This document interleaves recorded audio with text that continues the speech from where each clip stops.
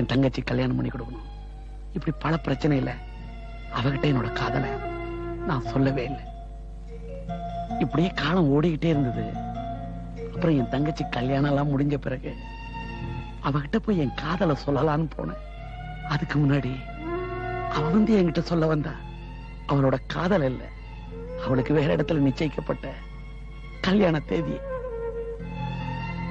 அது வரைக்கும் மறைச்சுக்கிட்டே இருந்த என்னோட காதலை ஒரே அடியா புதைச்சிட்டேன். அப்ப சொல்லாத காதல்? செடியை விட்டு கிள்ளாத பூக்கள் அது மாலை ஆவறதில்ல. மனசை விட்டு சொல்லாத காதல் மன மாலை சூடுறது இல்ல. அதனாலதான் சார் நான் என் காதலை சொல்லிக்கிட்டே இருக்கேன். அழுத்தி சொல்றேன், ஆணித்தனமா சொல்றேன். ஆனா அந்த பொண்ணுதான் அதை புரிஞ்சுக்க மாட்டேங்கிற சார். இல்ல சார், பொண்ணுங்களை நாம தான் சார் புரிஞ்சுக்கிறது இல்ல. ஆண்கள் நாம சிறகடிச்சு